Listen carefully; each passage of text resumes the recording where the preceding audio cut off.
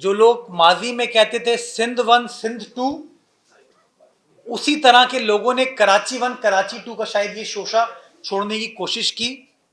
اس طرح کا کوئی پروپوزل نہ زیر غور تھا نہ زیر غور ہے.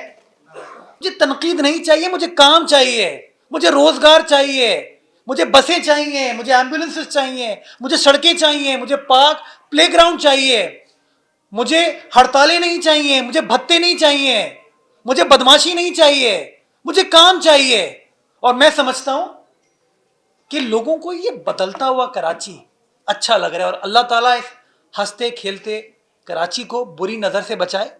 جو تھوڑی بہت اسٹریٹ کرائم کا ایک ایشو ہے، وہ ایک چیلنج ہے آج بھی سندھ حکومت کے لیے، پولیس کے لیے. اس کو جس طرح باقی ٹارگٹ کلنگ کو، بھتہ خوری کو، ٹیررزم کو ہم نے کنٹرول کیا، انشاءاللہ یہ چیلنج کو بھی پاکستان پیپلز پارٹی کی سندھ حکومت عبور کر کے دے گی. پہلی بار بڑے بڑے لوگ اس شہر پر برسر اقتدار رہے، پہلی بار سنجیدگی کے ساتھ ماس ٹرانزٹ مسائل کو حل کرنے کے لیے کام ہو رہا ہے. اور صرف کام تخیلاتی نہیں ہے دوسری سیاسی جماعتوں کی طرح کہ 1100 ارب روپے ہم کراچی شہر میں لگا دیں گے. کوئی وعدہ نہیں ہے. لوگوں کو وعدے کی تکمیل نظر آئی کہ شہر کی سڑکوں پہ آپ کو وہ نئی بسیں چلتی ہوئی نظر آئیں. پاکستان کی تاریخ میں پہلی بار الیکٹرک بسز الحمدللہ شہر قائد میں چلتی ہوئی نظر آئیں. لوگوں نے اس کام کو دیکھا، اپریشیٹ کیا، تیر کو ووٹ دیا. لوگوں نے دیکھا کہ 1122 کا کام اس شہر کے اندر سٹارٹ ہوا، نئی ایمبولینسز، فلی اکوپڈ ایمبولینسز اس شہر کی سڑکوں پر چل رہی ہیں، حیدرآباد میں چل رہی ہیں، بسیں بھی چل رہی ہیں. لوگوں نے اس چیز کو اپریشیٹ کیا اور پاکستان پیپلز پارٹی کے امیدواروں کو ووٹ دیا. لوگوں نے اپریشیٹ کیا کہ ہمیں وہ تنقید کی سیاست نہیں چاہیے، ہمیں وہ ہڑتالوں کی سیاست نہیں چاہیے، احتجاج کی سیاست نہیں چاہیے. لوگوں نے کہا ہمیں NICVD چاہیے. لوگوں نے اپریشیٹ کیا کہ NICVD جس طریقے سے کام کرے، اور پچھلے سال ماشاءاللہ 22.5 لاکھ مریضوں کا مفت علاج سندھ حکومت کے اس ادارے NICVD نے کیا، جس میں تقریباً 10 لاکھ سے اوپر جو پیشنٹس ہیں ان کا تعلق کراچی شہر سے تھا.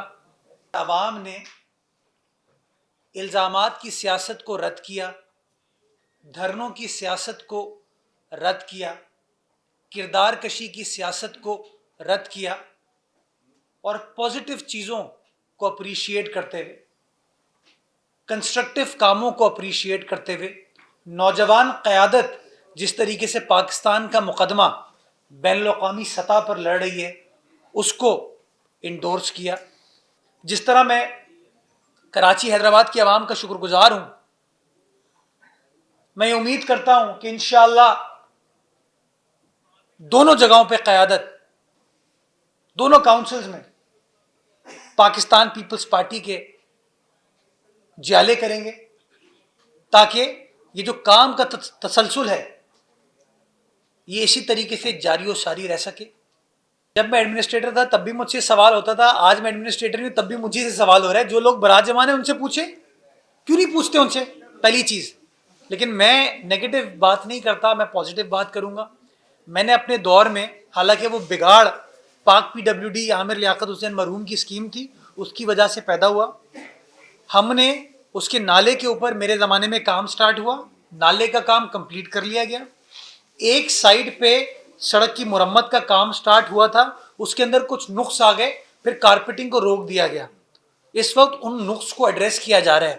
جس زمانے میں KMC میں تھا، جو مجھے ڈیٹ دی گئی تھی، KMC اور KDA مل کر کام کر رہے ہیں اس سڑک کے اوپر. اس وقت PWD کام نہیں کر رہے ہیں، KMC اور KDA کام کری. مجھے ڈیٹ بتائی گئی تھی کہ غالباً 7 سے 10 جنوری تک وہ کام مکمل ہو جائے گا. الیکشن کا شیڈیول، ایک تو میں KMC سے چلا گیا، الیکشن کا شیڈیول اناؤنس ہو گیا، اس کی وجہ سے کام مکمل نہیں ہو پایا.